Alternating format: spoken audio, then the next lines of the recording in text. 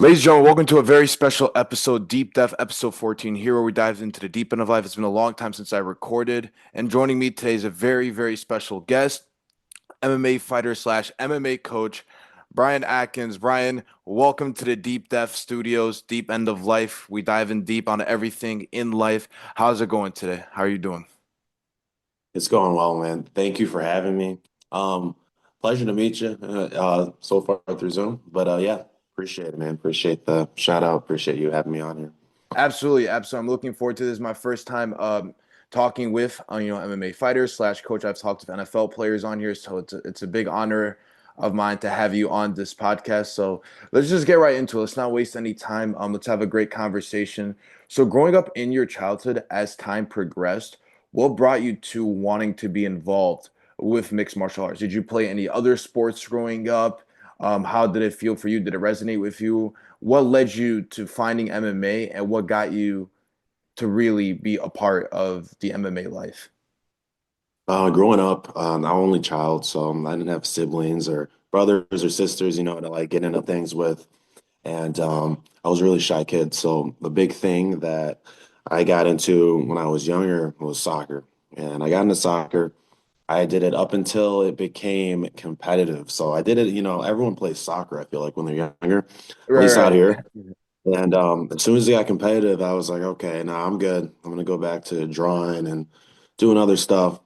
And then it was in high school where I got into wrestling, and I just thought to myself, oh, this is different. Like I'm not used to being close to someone, not used to being able to lift someone up. And Right. I realized after my junior senior year of wrestling that I wanted to learn combat sports in whatever fashion that was. And then what pushed me over the edge to actually go through with MMA was watching it on Spike TV. They were showing Mm, like a special of like Matt Hughes, one of the and he GOATs, was, and then Anderson yes. Silva. They were just dominating people. And it wasn't like, it didn't look sloppy. It didn't look like they were just winging like you see at a bar, but it was like very calculated. And they were known Right. as being like champs. I thought that was cool. I'm like, I want to learn that and see where it takes me. I didn't plan on being a fighter. I just wanted to learn it for the skills at first.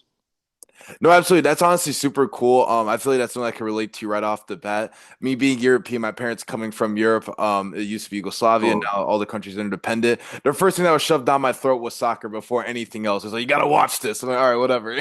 But what eventually got me to MMA, so my dad watched MMA, and around the time when he was watching it, um, it was of Chuck Liddell, Tito Ortiz, that whole feud and such. Um, and what really got me into MMA, because I didn't watch in the beginning, I would watch him watching it. But what got me to MMA, it's gonna sound very cliche, maybe a little bit corny. I literally started watching around the time when Conor McGregor was on the uprise, and then he was like, okay. doing his. That's when I first started to slowly watch it, and I'm like, you know what? I'm a really big fan of this because there's a bunch of different fighters all around the world. They have their own little, fighting style. You have the Irish with their style. You have, people from Dagestan. You have the United States way. Like, there's so many different styles of like mixed martial arts. I'm like, oh my god, it's actually like sick to watch. Like, everyone's bring their own little like type of flavor and their fight style to the octagon. I thought that was super cool when I was getting into the MMA. I think it's super cool. That brings up a question in my mind then, because you're saying Conor McGregor. When because this is where I know a lot of friends that weren't watching it. When Ronda Rousey was doing her thing, well, how much of it were you like paying attention to then? Because I feel like her name brought a lot of people to it, and people started like paying attention, even though it was women's MMA. Like what when Rousey was doing her thing, were you keeping up with it at all? Because a lot of my friends that didn't do it, they're like, oh, would you fight Ronda Rousey? Like her name always came up. Yeah, so Ronda Rousey, so I was familiar with her at the time because here's the thing, I'm also a WWE fan. So I got to see Yeah. her transition to WWE when she left UFC. And I remember like seeing like a lot of UFC fighters. Like I remember when CM Punk went from WWE to UFC, it didn't really pan out for him. So I was familiar with Ronda Rousey around the same time as McGregor. I thought she was also fantastic. I thought it was unfortunate to see her leave the UFC a little bit soon. I feel like that's kind of like a what if, scenario. I thought she was really, really good at it at that Yeah. time. Now I see where the women's division is at now across all like the weight divisions. She would have been so awesome right now. Maybe you never seen her. Maybe we could one day see her back in the octagon, but Yeah, I was familiar with her at the time. I really was. I really was. Because at the time I considered myself like a casual UFC fan. Like I only knew most of the big names. So then one of my friends would be like, "Oh, do you know this UFC fighter?" I'm like, "I'm not really familiar with him." It was like one of those underrated ones. I'm like, who is that?" And I'm like, "Oh shit, he's Yeah. actually really good." Or he or she's actually really good. No, I was familiar with Ronda Rousey, yeah, 1000%. Um, when I was watching McGregor and all those other fighters, like what got me more into UFC was when seeing all the Dagestani fighters come in. So the Habibs, the Islams, Hamza Chimaev, he's a crazy fucking dude. That dude is crazy. Straight domination from all those names you just mentioned. Pure Straight domination. domination. Yeah, Tyron Woodley, Darren Till, Jorge Masvidal, he's a legend. Cowboy Cerrone. So I was really familiar with those guys. My brother is a bigger UFC fan. He knows a lot of the OG ones. A legend that from my Balkan region, Mirko Krokop. Not a lot of people know who that guy is. Mirko Krokop. Right leg cemetery, left leg hospital. Like the way they, if I had it switched or not, but like I love that every time he had a fight, they would always repeat that saying, and that was one of the most badass sayings of all time. Because his kicks were so devastating. It's so devastating. Yeah, that the UFC. That's what I'm saying. Like I feel with the UFC, like I remember like this big debate, like this Olympic track runner Noah Lyles was talking about with NBA athletes. We're like, oh, they shouldn't call themselves world champs because it's in the United States. I kind of disagree with him. I get what he's trying to say because they're not playing against other basketball teams around the world, but Right. the best of the best come to the NBA. They're So when I bringing hear them. exactly. So I'm like, you could kind of say they are world champions because like the best of the best come to America to play in the NBA. Same thing the UFC. Nothing against like, the Bellators of the world, the PFLs of the world. They also have like great fighters. Like I recommend people go watch like Bellator. Like recently we seen an amazing fight between Paul Hughes and then you had Usman, yeah, yeah. Usman. Like that was an amazing fight. Like, oh my God. Like, Wait, that what was was that controversial. it was Nurmagomedov, but is that his name though? I want to make sure I got that No, correct because I think no, it was Usman. It was Usman. Yeah, yeah. Umar was the one Usman that also fought. fought. Yeah, Umar fought Marab recently. Yeah, That's right, Umar and then Usman. Yeah, that was a good fight because he was representing Irish MMA and he was saying how like I'm not like this guy and talking about McGregor and everyone's like, oh, that was a huge controversial thing all over. Which honestly, if I was him, I would have said the same thing with everything going on, no, lately. right. But good Oh, representation right there in Bellator because that was the only promotion of all the promotions that I got to. That was the Bellator and LFA are the top two that I got to in my career, mm, and hoping maybe one day to do it again. But Bellator was a good experience for me personally. absolutely. Yeah, no, I love Bellator. A lot of good fighters on there. Like, oh my goodness, and that's what I was about to get into shortly with one of the questions I have lining up. Now, to ask you this, were there possibly any fighters in that time period as you were growing up that inspired you? You want to be an MMA fighter, whether it was in the UFC, Bellator, or any other organization? I know you mentioned Paul Hughes and Matt Hughes, excuse me, Matt Hughes, the Anderson Silvas of the world. Who else was like? Who else really like struck out to you? As like, man, I want to do this. I'll be honest with you, it is. I did mention Matt Hughes, and but it's really Anderson Silva. Like the if he Yes. did not exist, I would not even have tried this sport out. I mean, maybe I would have. A lot of people say GSP, BJ Penn, Mm-hmm. um, like the Gracie, Heritage, all that. But like for me, it was Anderson Silva because for one, you look at Anderson Silva, he's not super assuming. Like you don't look at him and think like, oh my God, that guy's jacked. He's gonna destroy someone. It was very soft-spoken voice. I think he was either McDonald's or Burger King employee prior to that, but like was tearing it up as soon as he got in there with accuracy, timing, precision. A big thing that McGregor was into when he was making his reign, his era, But Silva was like back in the day, he was ahead of his time. They call No, him like the Matrix, like he was dodging with his hands low, everything, man. no, So it he was was just that. crazy. His feet movement was incredible. Like the way he moves in, like so literally and stuff like that. Kind of reminds me, well, I don't want to compare it to, but one of my favorite fighters right now is Michael Venom Page. And he gave Shara such a hard time because of the way he moves linearly. Like he kind of like flaps his arms out, so it kind of makes him predictable. He's kind of like baiting you in a way. And Anderson Silva, he was very tricky with his feet, kind of like tricking. It was kind of like mind games with a fighter across from him. Like his feet movement was incredible. He would do Yeah, all this weird stuff with his hands, and then it would work. Like it's crazy. it's insane. It's insane. Where do you feel currently MMA as a sport ranks in modern times? Does it compete with team sports, like for example, like the NBA, the NFLs of the world, in terms of not only from the standpoint of us tuning into it, but with us wanting to be involved? Because obviously you have like a lot of young kids. Oh, I want to be an NBA player, NFL player. Where do you think the MMA world has grown compared to those other sports? Has it like grown to their level or possibly over exceeded them? It is well, in my opinion, well on its way. Um, a big thing I'm noticing as a coach, we get a lot of young kids in there, like me when I first got into it, that now it's like times 100. When I got into it, it was kind of like, eh, MMA looks kind of cool, but now it's on Instagram. Now it's the events are so frequent. The stars are making like bigger names of themselves, like what they say, what they're doing outside of the sport. People want to be like that. So now there's gyms where like back in the day it was just you learn boxing, karate, jujitsu, or wrestling. Now this is MMA. When you get older, you're going to be fighting full on MMA.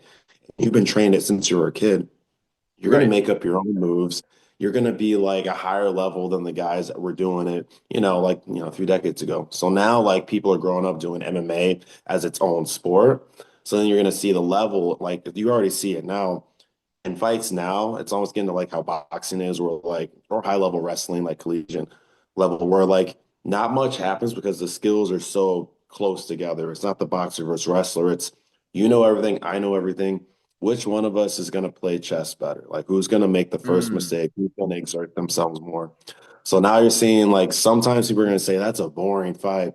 In reality, if you know the sport, you're going to be like, no, that guy, they're just matching each other everywhere.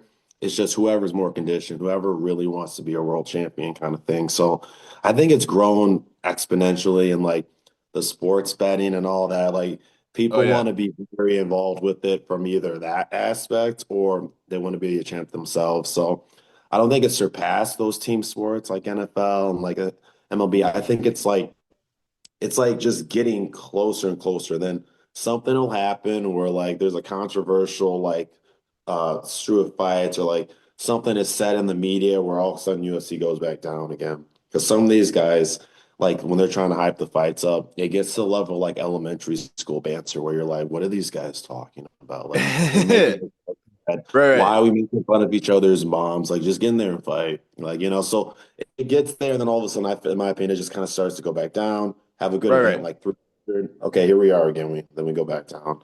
So I don't know. It's a weird. The sports, it's cool, but there's so many weird things happen in it.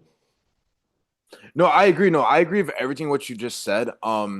The sports betting part that was actually funny to me because now Yeah. I used to sports bet. I don't bet anymore. Um, but I always told my buddies of mine because like I analyzed like multiple sports and I tell them like, listen, the one sport you should not bet on is anything combat sport related because you don't know what can go wrong. Like it could be a heavy favorite.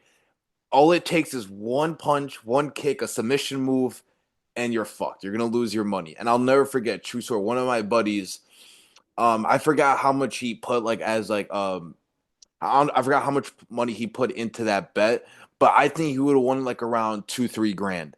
And it was the Usman versus Leon Edwards fight when Edwards did that head kick. And and he had Usman winning by decision. Now, mind you, he was literally dominating that fucking fight, and he was telling me, Yeah. "Dude, I'm one more round away, one more round away."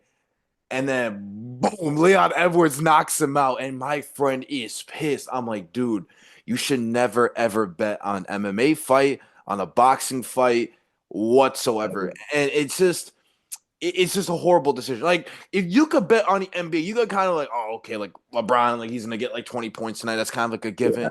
But it's never a given in the MMA. It's never a given. You just don't know. You don't know, even in boxing.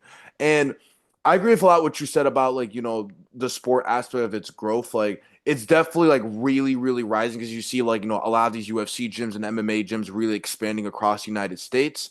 And Definitely. eventually that's going to just keep on growing and growing. So I definitely agree with you on that standpoint. I still do think that like right now, like people wanting to be basketball and NFL players, like I just think there's just so many different programs for those type of team sports. But I agree with you. The MMA is definitely on its way. One day it could definitely overexceed them. Um, I would argue like right now in terms of popularity, in terms of like tuning into something, I would make a strong argument like UFC pay-per-view cards, MMA Bellator cards are probably just as big, if not bigger than a lot of NBA games because we've seen the NBA ratings start to slowly decrease over time. It's not what it used to be. So I definitely think the UFC and just the MMA world in general is definitely well on its way up to overexceed those sports. I 100% agree on that. What are your thoughts on this very, very wide question, but Dana White and the Fertitta brothers, like just in general, since from like back in the day, like when you see Dana White and Rogan, like they're talking on it, and like the team, how it's grown from like, okay, we're just kind of talking about an event. This guy's got one boxing glove on, this guy's knows jujitsu. Now it's straight up like, well, let me backtrack a bit. I think the UFC, Dana White and all that, like when they were promoting fights, maybe like back when GSP's era was going on, where he was defending the title, Hmm. the amount of if you go back and look at like the way they promoted fights, like the what do they call now? Right now it's UFC embedded, where they kind of check out the fighters for like a week of the fight. Right, right. Back then it was like UFC prime time. It was like movie quality things like Showtime still does for boxers. Now I feel like they're trying to save money and have like Nina on Instagram promoting it. They have like this chick Jelly being promoting with Dan White. Like they have these like it's like they went backwards in the promotion because of where the sport grew. So my question would be, do you think the quality of promotion in the UFC has downgraded like I was saying, or do you think they're just kind of like getting bigger where they don't need to worry about it as much? Because I feel like they downgraded from what I used to remember back in the day. I think they downgrade a little bit too. I do think it still delivers to an extent, but I do 100% agree on the downgraded aspect because I do feel like I'm not saying those other people that don't like get involved don't like necessarily help. I just feel like it hit differently how you described back in the day the UFC prime time and how they're like building up like these like promo packages and stuff like that leading up to these fights. I just feel nowadays it's like not necessarily like I would say corny, but it just doesn't hit like it used to. Like Agree. sometimes, like for example, I think it was the UFC card with like Venom Page and Shara headlining it. Like I felt there should have been more of a hype leading up to that fight because that was a really good card, and I felt like the Yeah. the another thing that I don't like about the UFC, and I get what they're trying to do. I think they're trying to get too involved the social media game, and I do Yep. understand like where social media influencers has rise, like for example, social influencer boxing, which we'll get into that. I'm not too big of a fan of that, but Yeah. with the UFC, I like for example, I'm not a big fan of this group. I understand from a popularity standpoint, you want to expand the fan base, but at the same time, you have like those hard school, like those hardcore MMA fans, the old school MMA fans. They don't want to see these guys like on television. For example, like we don't want to see the fucking Nelk boys interview some MMA fighters. Like all due respect, like it's nothing against them. Like I don't really tune into them. I used to back in the day, but it just doesn't feel right. Like they should not be interviewing these guys. Like Joe Rogan, yes, I have no problem. Or Chael Sonnen, Michael Bisping, any of them, like any of them, Daniel Cormier.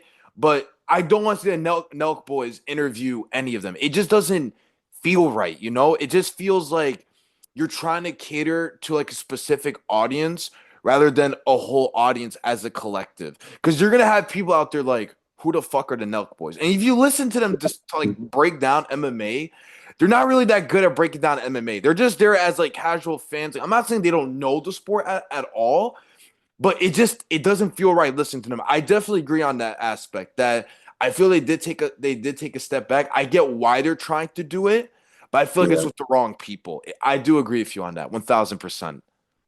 Yeah, there could be definitely a different approach, but it's business. You gotta see what's popular, the TikTok, the Instagram. Like it's just crazy to see it because I feel like all these eras, you just see there's something that gets better and then there's something that kind of decreases. For like the old school era, like the Chuck Liddell era, Randy Couture, all that, the skill level was at a certain like position there, and those guys were monsters, legends. And then now the skills are so high, but something has to go down. And like if the skills go up, okay, the wild stuff they say and do, it becomes less mature, and then also the social media aspect of it makes fighting a lot more interesting as well, in good and bad ways. Like a lot more interesting because now you can see what the fighters are doing on their social media. They're sharing with you, good or bad, you're gonna see it. And then another part of it is guys are still role models now, but not Hmm. all the fighters, like when someone is a professional fighter, it's gonna mean one thing for sure. Whatever they do, they're gonna do it to an intense fashion. Whether it's driving a car, whether it's talking to someone, they're gonna do something, whatever they like to do, it's gonna be very extreme. And the people coming up now, that's who they're basing their it's who they're basing their goals after a lot of the time, or something they want to do. So like McGregor, that's a whole thing. Like when you see guys like the champs right now, like there's some pretty good champs out there. Like my favorite champion right now is Ilya. Hmm. But a big thing about Ilya is he's not out here.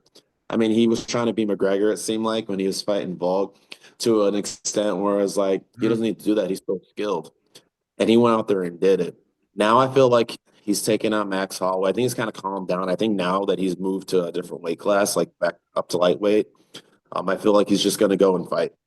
I think those like antics and the things he was talking about, the disrespect, I think he's just going to go in there and fight because now we know who he is. No, That's right. what that's the biggest part right now is like the fighters that are have the big names, they're either going to go one or two ways. They're going to be very like edgy and try to like get their attention out there that way, or they're just going to go out there and fight. And I hope we turn towards the I'm just going to go fight. The people that look up to me, they're just going to train hard because that's what I'm promoting. I'm not promoting wild antics, not promoting disrespect. Because in my opinion, this is something I tell like all the people I coach. I think the most important aspect of martial arts is respect for others and yourself. If you Yes. lose that, it's not pure, it's for entertainment and money, which people have their goals. It's called fighting, UFC Ultimate Fighting, not Ultimate Martial Arts. It's still fighting, but everyone has their aspects of it where they take it to their heart. So that's mine is respect and respect for yourself when it comes to martial arts. Absolutely. No, I agree on that. I like for me as a fan that's really like grown to love UFC and like the whole MMA world like more and more and more. What I do appreciate about it now, I do understand like there's gonna be times where fighters are gonna talk trash a little bit, that's just natural part of the game. But I do agree on the aspect like there are boundaries like respect, like you're a man, I'm a man, woman to woman, like just go in there, have a great fight. I do think what's sad, like to bring up Connor, I felt back in the day what he did for the UFC was a great thing because it Yeah. brought more eyeballs. But this recent Conor McGregor, he's just completely off the edge. He's not who he used to be. You could tell like when I hear some of my friends ask me because like I constantly like do videos on like the entire sports world every day, and they're like, "Oh, you should do a video on when McGregor's gonna come back." I'm like, dude, I don't even think he's gonna come back anytime soon. I don't think it's gonna happen. If you ask me right now, like if I was in Dana White's shoes and someone were to ask me how confident are you, like a percentage wise, on Conor McGregor return to UFC, I'd be like 0.2%. Because I like you had him and the Chandler thing going on with the Ultimate Fighter. Then you had the whole issue with McGregor and the lawsuits and stuff like that with domestic violence and then the whole drug thing. Like that has just been like a big thing going on with McGregor. And I just don't see it happening anytime soon. And then you hear these rumors of him potentially boxing with one of the Paul brothers, doing it for the money. And like it's sad because like I tell people go watch like the young Connor because people don't realize like a So, lot of these UFC fighters like they like came like and even like not just UFC, a lot of MMA fighters like a lot of them went through like some crazy shit growing up. McGregor was damn near poor like in Ireland. Like he didn't have that much growing up. And then he worked his way up. And I tell people just pay attention to how he spoke in interviews back in the day. He collected himself. He was professional. Like the way he trash talked, it was kind of like elegant. He was just like he had that like perfect accent of how he was gonna fuck you up. It just felt perfectly delivered. But now like you hear the slurred speech, you see his like he's just not all there, and it's sad. It's sad. I do agree. Let's just make it more about respect. Like, I do feel like sometimes we focus too much on entertainment aspect. I do like the Ilya take. I think that's spot on. I do find it very interesting. I can't wait to see how he's gonna fare moving up to Islam's division. I do understand why some people kind of didn't like the decision because they felt like, oh, what if he had fought Diego Lopez or someone else? I thought that would have been a fantastic fight, Ilya versus Diego Lopez. Which, by the way, Right. Diego Lopez versus Volk, that would be a great title fight for the relinquished belt. I'm looking forward to that fight. I But like that. Ilya moving up, I do find it interesting because it was reported Dana White said that he felt he had nothing to prove. The weight cut just wasn't, really hitting the same for him. It was difficult for him. So I'm gonna find it very interesting to see how it will fare in Islam's division because that division is actually really deep right now. You have a lot of good fighters in that division right now. But I do agree with the argument. Let's make it more about respect because that's the whole point of MMA at the end of the day. Like mixed martial arts fighting is like it's respect. At the end of the day, like you beat me, I beat you. It's a draw. We went in there. Not a lot of people would be able to do what we're doing right now.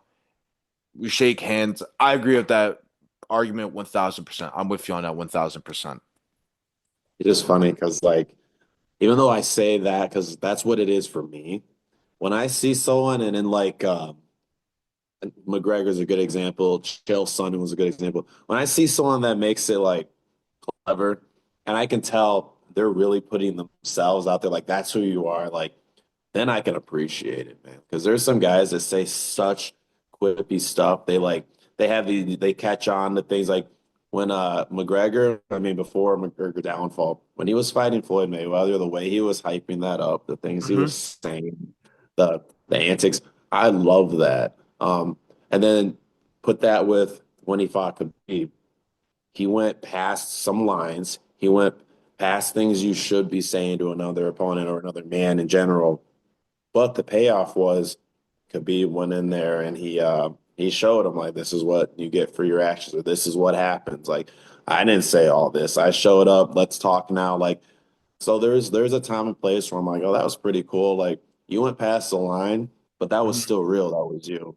But you just we get to watch you guys fight. So I do appreciate the guys that do go out there and they say those things, but it's not fake. It's not like not to put them out there, but Colby Covington, where you're like, dude, we Oh get it. yeah, yeah. We get it. You're being a character, but you're losing us. So now you've lost us, kind of thing. So, It feels there's sporty. hit Yeah. yeah. And then I'll talk to like a commission worker because like when I fought, I know some guys that do commission work for the UFC and like some of these other events. One of my buddies, he's in the commission, and he was telling me he's like, Colby, one of the nicest guys I've ever met backstage. And then the second the lights are on, it's like, oh, this is a different guy right here. So it's just interesting, WWE style kind of in a way. So It is. No, I agree on that. No, yeah, Colby Covington, I can't stand him. Like for like if I had a list of fighters I can't stand, he's probably number one on my list. I genuinely cannot stand him. Like there's something about me. He's like a pest. Like I'm just like, oh, like whoever fights him, like yeah, I just want him to I want them to destroy Colby. Like I get pray them to out of God. here. I can't stand them. I genuinely can't stand them. Um, I do have this one question before I do want to dive into more of like, your fight career, coaching career thus far.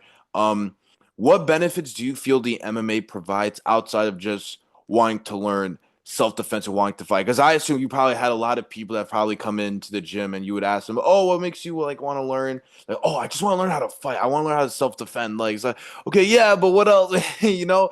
Yeah. Um, and wanting to fight. But from a fitness and mental aspect, what are some big benefits from learning mixed martial arts? For example, we'll see studies of like it helps with anger management. Like I've had buddies that had like bad anger management problems, bad anxiety problems, and they'll get into boxing, they'll get into jiu-jitsu, they'll get into karate. So what do you feel are like the grandest like of benefits when you learn mixed martial arts outside of just the cliche stuff the world's like self-defense? Yeah, really, really good question. Benefits from it, especially getting into it fresh. And I'll mix in personal with it too. The first thing that happens is a very humbling experience. And I can compare that to walking in and trying jujitsu for the first time, even after being like arrested for a little bit. But guys that jump into it, like the first thing I notice, just like myself, is you get humbled right away. You realize, oh my goodness, I'm not as invincible as I thought I was as a man. Every man, no matter who you are, I mean, some people are different, but every man is like, I can take him. I'm good. Like Right. I whatever. This guy. The second you go in there and someone makes you a pretzel, and then you're at the mercy of what they decide to do to you, it's one of the most humbling experiences. And then to add on to that, when that person isn't even half your size, or maybe they're a little bit short, maybe they're a little bit bigger, no matter the size of them, and they're still able to do that too, and you realize that it becomes the number one most humbling thing ever. You find out in a safe padded room with mats and stuff instead of finding out in a life or death scenario. That's part one. And then realizing like how much learning there is. Like a lot of people, they need to have something that gets them better, whether it's having a family, whether it's like having a goal of starting a business, whether it's getting bigger muscles like your favorite superhero, whatever it is. But for me, I noticed when I got into it, humbling experience was realizing I know nothing and then realizing that there's so much room to grow. So when I'm coaching people and I see them come in and they have all these plans, especially now social media, I want to do this, this, and this. Can I learn how to do a spinning this? Can I do a jumping that? Let's figure out if you have good balance. Let's figure out if your handstand, your chin. Let's figure Right. out, what your hips need to do at this time. Like you realize how small you need to start because the one downside to social media and like how big the sport has gotten is people become unrealistic until they go in there and get punched in the face, you know? Like, Mm, what does it feel like to have a shin across your temple? What does it feel like where someone's not going in slow motion, letting you hit the pad, letting you twist their arm? You got to realize this stuff you're learning, it's real. Like, there's no like, hey, can you change your stance so I can land this punch better? It's, I got to figure out a way. This is a chess match, and this is a very dangerous thing I'm learning. So, humbling. And then again, while you're getting humbled, you're learning about yourself and how real it is. That's something I take very serious now because I've concussions, missing teeth, loss of vision. Right now, I have a fractured elbow. There's so many things that mm. the sport can do to you, and there's so many things, even being a professional, like you never stop learning. And the second you do think you know it all, someone shows you that you don't. So I try to instill these things with people that want to take it serious. And I try to instill them with like when I teach kids what they're learning and why it's important that you take it serious because it leads into all aspects of your life, the focus and respect and all that. Hope that answers the question. I kind of went off on No, no, different like that was a there. perfectly like answer because I do feel out of all the sports that you want to like learn and get into, for me, someone that's like, in school for like, writing about sports, talking about sports, and communicating about sports with different people, I've always said, like, not that I've trained it myself. And for me, like, I don't want to sound like a smart ass or anything. For me, it's not rocket science. If someone were to ask me what's probably the toughest sport to learn, I would be like mixed martial arts. It's not even close. Like I feel Mm, with football, I'm not. By the way, nothing against. I'm not saying it's easy to learn these other sports,